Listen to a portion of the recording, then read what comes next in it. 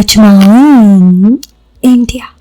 दोस्तों नमस्कार। दोस्तों आज की ये कहानी काफ़ी ख़ास है, तो ये कहानी आपको कैसी लगती है ये आप हमें कमेंट बॉक्स पर कमेंट करके ज़रूर बताएं। साथ ही वीडियो पसंद आने पर आप वीडियो को लाइक करने के साथ चैनल पर पहली बार आए हो तो सब्सक्राइब जरूर करना, ताकि हमारे चैनल की सभी कहानियाँ आप तक सबसे पहले पहुँच सके। कहानी शुरू करने से पहले एक दो और बात, आपको मेरा व्हाट्सएप नंबर लेना है तो कहानी पे अंत तक बने रहिए, आपको स्क्रीन में नंबर जरूर दिख जाएगा। साथ ही अगर आपको ये वीडियो पसंद आए तो और भी ऑडियो क्वालिटी को अच्छी बनाने के लिए ईयरफोन या फिर हेडफोन का उपयोग करें। इससे ऑडियो की क्वालिटी अच्छी आएगी जब आपके कानों तक पहुंचेगी। चलो तो अब इस कहानी को शुरू करते हैं। दोस्तों ये कहानी राहुल की है। राहुल कहता है, मैं अपने चाचा चाची के साथ पुणे में रहता हूँ। मैं 12वीं की पढ़ाई अभी पूरी की है, अभी मैं ग्रेजुएशन करने वाला हूँ। ये घटना मेरे साथ थोड़े दिन पहले ही हुई। कुछ दिनों पहले की बात है, मैं अपने चाचा चाची के साथ सोया था। करीब 2 साल से मैं अपने चाचा चाची और उनकी बेटी के साथ पुणे में रहता हूँ। मेरी चाची का नाम गायत्री है और वो दिखने में बहुत खूबसूरत है। यूँ तो लगता ही नहीं कि उनकी उम्र करीब 40 साल के आसपास है। चाची मुझे अपने बच्चे जैसा ही मानती है और उनके अपने बच्चे की तरह ही ख्याल रखती है। मेरा चाचा बीमा कंपनी में बीमा एजेंट है, जिसके कारण वो कई बार शहर से बाहर रहते हैं। मेरी चाची एक हाउसवाइफ है और उनकी बेटी अभी पढ़ रही है। वैसे तो वो उम्र में काफ़ी बड़ी है, 19 साल की, लेकिन कुछ साल पूर्व बीमार होने के कारण वो 10वीं कक्षा में ही है। चाचा चाची उनकी बेटी दोनों ही दिखने में बहुत खूबसूरत है। पहले तो मैं सिर्फ उसके बारे में आंख जमाया था क्योंकि वो देखने में बहुत खूबसूरत है और काफ़ी खूबसूरत दिखती थी। मैं उसे कई बार देखता था। दोस्तों मैं आपको अपनी अलग ही कहानी के बारे में बताता हूँ, जो कि मेरे साथ एक हुई सच्ची घटना है। ये घटना मेरे साथ कुछ दिन पहले हुई। दरअसल मैं अभी कुछ दिनों पहले मेरी चाची के साथ नागपुर आया था। ये सिलसिला तब शुरू हुआ जब चाचा ने कहा कि चाची को लेकर नागपुर जाना है। दरअसल चाची के भाई की लड़की का शादी नागपुर में ही था, इसलिए चाची चाहती थी कि चाचा और उनकी बेटी उनके साथ चले, लेकिन मेरी बहन का एग्ज़ाम होने के वजह से वो नहीं आ पाए। मेरे चाचा भी काम पे व्यस्त थे, तो चाचा ने मुझसे कहा कि तुम चाची के साथ नागपुर चले जाओ। पहले तो मुझे जाने का मन नहीं था, फिर बाद में मैंने सोचा कि ठीक है, वैसे भी घर पर बोर ही होता हूँ, इस बहाने थोड़ा घूमने जाऊँगा। इसलिए मैंने चाची के साथ आने के लिए हाँ भर दी। अब ट्रेन की टिकट नहीं मिल रही थी। बहुत बार ट्राई करने के बाद भी ट्रेन का टिकट कंफर्म नहीं हुआ, इसलिए मैंने सोचा कि अब जैसे कैसे भी नागपुर तो जाना है। इसलिए मैंने चाची से कहा कि हम ट्रैवल बस से नागपुर चले, तो चाची ने हाँ कर दिया। जब मैं टिकट निकलवाने अपने दोस्त की दुकान पर गया तो उसने बताया कि सिंगल सीट उपलब्ध नहीं है, केवल जुड़वा सीट ही उपलब्ध है। जबकि मैं चाहता था कि चाची मेरे साथ एक ही सीट पर हो, मैं ऐसा नहीं चाहता था। इस कारण ये था कि मैं रात में मोबाइल देखता था और रात में कुछ वीडियोस देखता था तो मुझे नींद आती अपनी, और ऐसा नहीं होगा। इसलिए मैंने चाह कर उसके बारे में पता चले, मैं नहीं चाहता था। और ऐसी कोई वीडियो है मैं रोज़ रात देखता हूँ, मुझे रात को ऐसी, इसलिए टिकट बुक करवाते हुए पता चला कि सिंगल सीट तो उपलब्ध नहीं है। दूसरी परेशानी ये थी कि जॉइंट सीट भी केवल 1 या 2 ही बची है। हमें किसी भी हाल में नागपुर पहुंचना था, मौके की मजबूरी थी, इसलिए मुझे हाँ करनी पड़ी। टिकट और सीट बुक हो गई।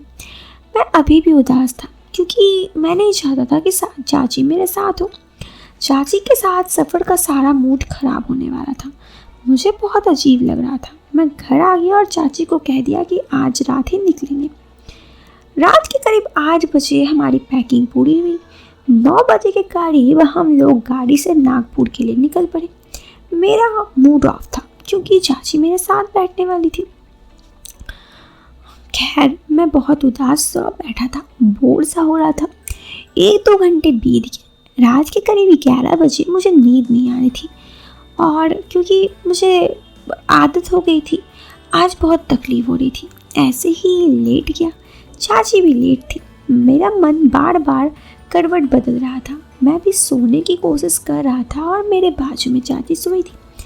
एकदम से पता नहीं मेरे दिल में क्या हुआ, लेकिन मेरा दिल कर रहा था कि ऐसे ही देखूं। और फिर मैं थोड़ा सा देख रहा था, तभी शायद चाची को ये सब की भनक लग गई, तो मैं मुड़ के सो गया। थोड़ी देर बाद जब बस रुकी बस स्टैंड पर, दूसरा बस स्टैंड अब तक नागपुर पहुंचा नहीं था, क्योंकि नागपुर पूरे रास्ते का सफ़र था। तो मैं बस स्टैंड पे उतरा और बाहर खाने के लिए कुछ सामान लेने के बहाने निकल गया। उसके बाद मैंने सोचा कि क्यों ना कुछ काम किया जाए, और नीचे ही मैं बैठ गया।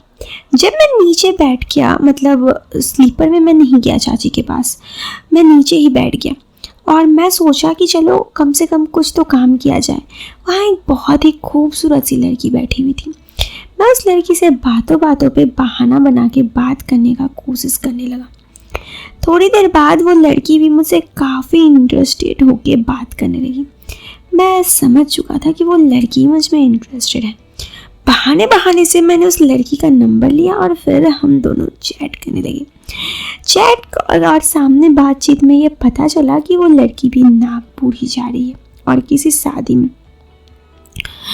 उसके बाद ये कंफर्म करने के लिए क्या वो वही शादी में जा रही है जहाँ मैं जा रहा हूँ, तो मैं ये कंफर्म हो गया कि हाँ वो वही शादी में जा रही है।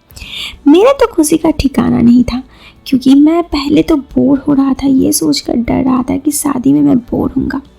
लेकिन अब एक बहुत ही खूबसूरत सी लड़की मेरे साथ शादी में जाने वाली थी, जो मुझसे पटने को कहीं ना कहीं तैयार थी। तो मैं उस लड़की के साथ जाने के लिए बहुत ही ज़्यादा इंटरेस्टेड था। वहाँ पर सुबह जब मामा हमें लेने आए तो उस लड़की को भी लेने आए थे। वो लड़की उसी शादी में जा रही थी, ये तो कंफर्म हो ही चुका था। उसके बाद हम दोनों वहाँ पर शादी में पहुँचकर मैं चाची के साथ गया और मैं थक गया, क्योंकि रात भर मैं सोया नहीं था। उसके बाद सुबह जब मैं उठा तो मैंने देखा कि वो लड़की उधर ही थी। बातों बातों में मैं और उस लड़की से बात करने लगा। वो मेरे तरफ काफ़ी ज़्यादा इंटरेस्टेड भी थी और मुझ में चांस भी दे रही थी। और धीरे धीरे बातचीत करने पर उसने मुझे खुद ही पूछा कि क्या तुम्हारा कोई गर्लफ्रेंड है। मैंने कहा नहीं। मैंने दोबारा पूछा कि तुम्हारा, तो उसने कहा नहीं। इस बात से ये समझ में तो आ गया था कि वो लड़की मुझे चांस दे रही है। बातचीत करने के बाद हम दोनों एक दूसरे से क्लोज आने लगे और एक दूसरे के साथ कुछ ऐसी बातें भी बताने लगे। धीरे धीरे खुद वो लड़की मेरे पास आई और खुद ही वो मेरे साथ रिलेशनशिप में आना चाहती थी। दोस्तों, फिर मौका देखकर मैं वहाँ पर उसे एक रूम पे भी ले गया और वहाँ पे कुछ क्वालिटी टाइम भी स्पेंड किया।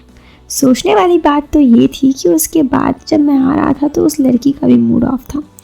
वो लड़की भी चाहती थी कि मैं उस लड़की के साथ मिलूं। लेकिन दोस्तों, अब मैं वापस आ गया था और नागपुर हमारे घर से काफ़ी दूर था, इसलिए मैं नहीं मिल पा रहा था।